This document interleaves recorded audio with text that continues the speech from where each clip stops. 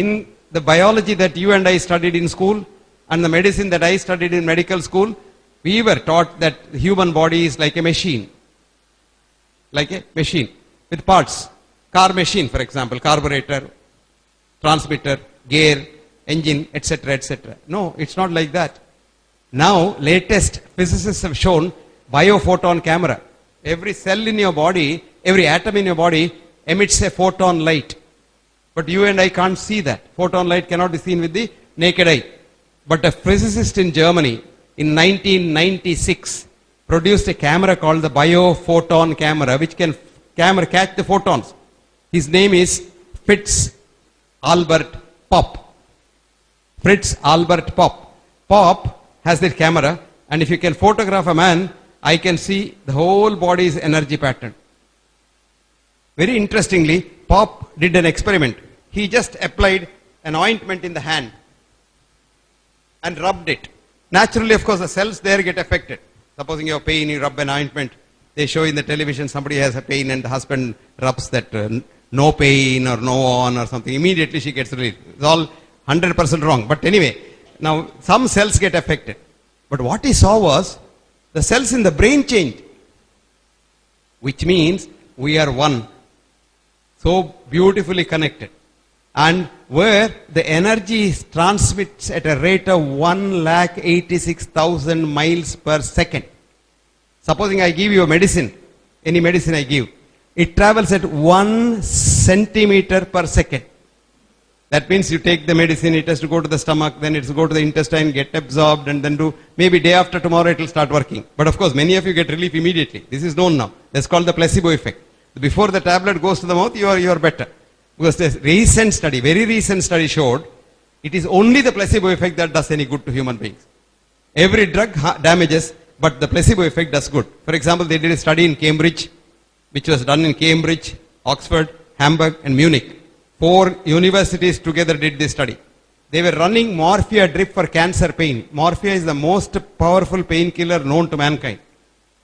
And then told the patient, this is not morphia, this is a new vitamin we have found which prevents cancer recurrence. And would you believe 96% of the patients did not get pain relief when morphia was running in their vein. Then they crossed over the patient to the other side and ran saline drip. And what did they do? They told the patient, this is a new salt of morphia which is so effective that your pain will go. 90% pain went. Then they said, this must be some hocus pocus. So they wanted to know what happens. So they did what is called fMRI, functional MRI of the brain. And when they told the patient, this is not morphia, the brain was sleeping.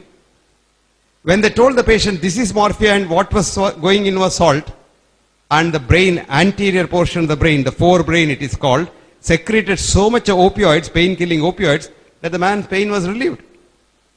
So they wanted to triple check it. What they did, they injected these patients with naloxone. Naloxone is a drug which will block the forebrain from functioning. So then they repeated the experiment, nothing happened either way. Even if you tell him it is morphia and give him morphia, nothing happens. No pain relief. Because the forebrain doesn't work. So the study very clearly showed for the first time, published 2 years ago, in a very prestigious journal called Science Translational Medicine. It's called STM. And the first author's name is Professor Bingel, B-I-N-G-E-L. Of course, for the study, they produced pain in a different way, very severe pain. They didn't study the cancer patients. They studied pain produced in the feet by some very bad method. Bingel, Science Translational Medicine. The title of the heading is the placebo effect.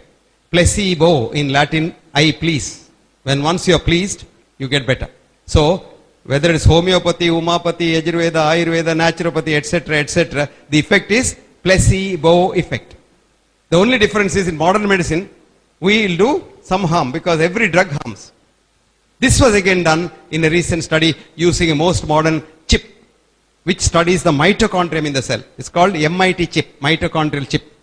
And using that chip, a scientist, a geneticist in Louisiana University, his name is Douglas C. Wallace.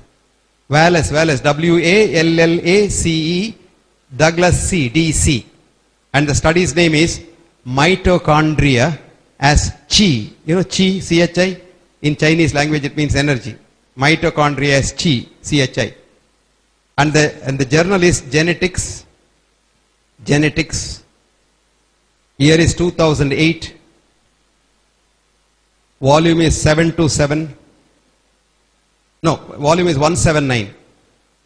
And page is 727. Read this. It's a huge article. It requires about 10 times reading because it's full of physics. And what he did was, he gave a chemical drug. And this drug, when it enters the body, because it is a reductionist molecule, the body says, oh, this is not mine. I have not seen this before. So it must be poison. So it throws it into the liver for destroying. When it goes to the liver gets damaged partially.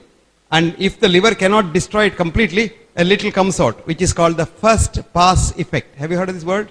Pharmacology. First pass effect is what remains after being destroyed in the liver. But you put a Ayurvedic drug or a Tibetan medicine or a herbal drug, what happens? The body says, aha, yes, I know, this is food. My ancestors are using this. So it's food. So it doesn't send it to the liver. So if there is anything good happening, it happens only in the herbal medicines. All the bad things happen with chemical medicines. Even herbal medicines are converted to chemicals by us. Now for example, garlic. Garlic is a fascinating medicine. And people want to sell garlic as garlic pearls. Because a lot of sophisticated people don't like to eat garlic. It smells, it seems. I don't know how it smells. Garlic is a good smell. It's not a bad smell. So it smells. So the companies, they remove the SH group in the garlic and sell it as garlic pill. Now what happens? It is no longer garlic. The body doesn't recognize it garlic. So it goes out and goes out. Nothing happens. There are 43 studies on the effect of garlic pill on human health, and the study's conclusion is garlic is good for cooking but not for health. But they studied not garlic but garlic pill. But if you take garlic, it has wonderful effect in the human system. So see the difference? This is how the MIT chip study showed that we don't do much. It's the mind that does it. So mind is in every cell. Supposing you have a disease here, the mind recognizes it. But look at the chemicals which we give. You have, let us say, you are going for an exam today. Early morning you get up, some red ant or something bites you. So your mother is worried, it's all red there. She will go to a doctor like me, so I will give immediately one antihistamine. Immediately I have given an antihistamine. You give, the itching is gone, mother is happy, daughter is happy. Daughter goes to the exam, sits there. By then the same antihistamine has gone to the brain, where histamine is a food for the brain cells. So that is blocked there. So brain cell doesn't get food. So this girl is asked questions. How many legs the cow has? She forgets, because how many legs the cow has, because her brain doesn't get any food. So she dozes off in the exam and she says 5 legs and fails the exam. See the difference? Now this is called the adverse drug reaction, otherwise called ADR. And a recent audit showed the biggest killer of mankind today in the world is ADR. You didn't know that the modern medical establishment is the leading cause of death? Did you know that? No. No. You write down this. Death by medicine. It's a nice article. You must all read. Because psychiatrists must read this, because every psychiatric drug that we give, from the first drug called Largactil chlorpromazine, came from rocket fuel extraction. And how do we make it a drug? That's a big story. I can't be telling in 1 hour. It requires about 10 hours to tell you how this whole drug king came about.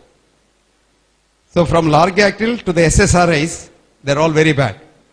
So this is how modern medical drugs are damaging the system. And the death by medicine you wrote? The first author's name is Gary Null, G-A-R-Y-N-U-L-L. This journal is not available, but this is free on the internet. You go to Google and say, Death by Medicine, Gary Null et al., and you get it. Or if you don't get it there, there's an article you write down. Is US medicine the best in the world? That's the article's name. Is US medicine, US is American medicine, the best in the world? The author's name is Barbara, B-A-R-B-A-R-A, Barbara Starfield, S-T-A-R-F-I-E-L-D, Starfield. ಏನಮ್ಮ ಬಹಳ interesting story ಉಂಟಾ ಆಚೆ ಒಳಗೆ ಹೇಳ್ತಾ ಇದೆಯಾ? That girl very serious. Even now she is very serious talking to the other girl. The other girl is very seriously listening to her. ನೀನು ಈಗ ನೋಡಿದ್ಯಲ್ಲ ಇಲ್ಲಿ ಏನು very interesting thing is there? Because I am jealous of students talking to you. Why? You must be having a nice joke there and we are not enjoying it. Only you are enjoying it. That's bad. She has now sat up right. She was relaxed in the chair like that, listening to the other girl talking to her. I've been watching them for the last 5 minutes. Come back to what we were saying. Starfield. The journal is JAMA, J-A-M-A, Journal of the American Medical Association. Year is 2004. And it's 284, sorry, 284. And the page is 483. This is freely available. You get it on the internet and read that. Very interesting. Doctors went on strike in different countries where there were no private doctors over the last 25 years. Saskatchewan in Canada, Los Angeles County, Bogota in Colombia, and in St. Stephen's Hospital in Dublin, and recently in Israel. And when doctors went on strike, death rate fell down precipitously. Morbidity was not seen at all. And who suffered most? The morticians, because their coffins were not sold. So in Israel recently, the morticians gave money to the government to pay the doctors more pay so that they come back to work. And when doctors came back to work, mortality and morbidity jumped back to its original level. I'm not joking, I'm seriously telling you. In the British Medical Journal, you read this editorial. Doctors going on strike will improve society's health. Now coming back to what I was saying, that it is all in the mind. Now don't you try to treat this mind very, very easily. No. You can't treat this mind by giving drugs. You have to be a well-trained mind yourself. And you have to be able to match that mind's frequency and try to shrink it. It's a head shrinkers. So you make them all right. And I'm sure a good clinical psychologist can treat 99% of the psychological illnesses, barring the violent ones, like, maniacs. There you talk to them, they'll kill you or they'll kill the other person. So they require some taming. That is why you require some chemicals once in a blue moon. But other chemicals destroy you completely. So you become a zombie. And today you see a lot of this diagnosis of Alzheimer's, which was never there in the past. Alzheimer's is much less in India as compared to the West. And Alzheimer's is so common in the West because by the age of 30 in America, every human being is on 2 chemical drugs at least. At least 2 chemical drugs.